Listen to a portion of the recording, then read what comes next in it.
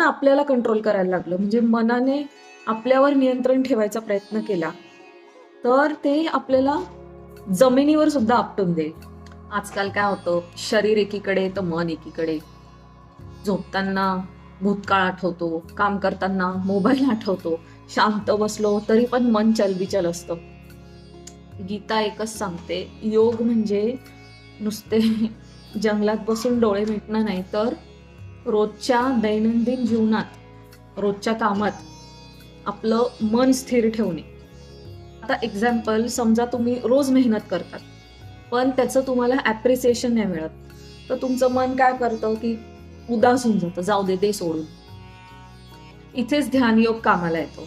तुम्ही तुमच्या मनाला सांगतात की मी हे काम परिणामांसाठी नाही, तर माझ्या कर्तव्यासाठी करतोय, आणि मग इथेच तुमचं मन स्थिर, शांत आणि हळूहळू मजबूत बनतं. आता ध्यान म्हणजे काय? ध्यान म्हणजे काय एकदम विचार बंद करणं नाही. ध्यान म्हणजे काय एकदम चमत्कार बघणं नाही.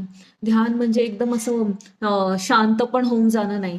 हे सगळे ध्यानाविषयी गैरसमज झालेले आहेत. तर ध्यान म्हणजे विचार येत असतानाही त्यात न अडकणं, म्हणजे मनाला हळूहळू स्थिर व्हायला शिकवणं.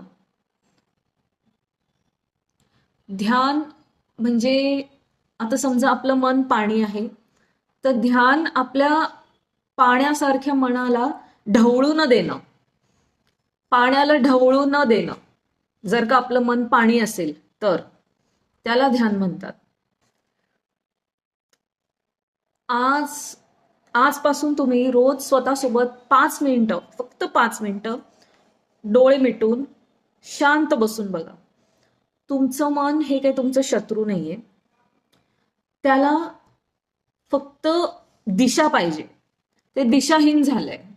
आणि तुम्ही सुरुवात अशी जर का केली की रोज 5 मिनिट, फक्त 5 मिनिट, कुठेही तुम्हाला जेव्हा असा रिलॅक्स टाइम असेल, काही काम नसेल, किंवा अगदी काम करताना सुद्धा तुम्ही बसमध्ये बसले असाल, किंवा टीव्ही बघत असाल, किंवा आपलं ब्रेक असेल, तुमचा लंच ब्रेक असेल, तर फक्त 5 मिनिट स्वतःला द्यायचे आणि डोळे मिटून असं शांत बसायचं आणि जे विचार येतात येऊ द्यायचे. पुढच्या भागात मी तुम्हाला ध्यान कसं करायचं ते शिकवेन.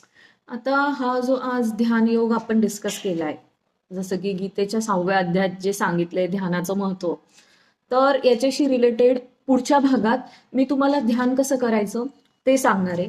तोपर्यंत स्वतःला तुम्ही रोज वेळ द्या, 5 मिनिटं रोज द्या स्वतःला. स्वतःच्या मनाशी मैत्री करा आणि स्वतःशी सौम्य वागा. श्रीकृष्णार्पण वस्तू.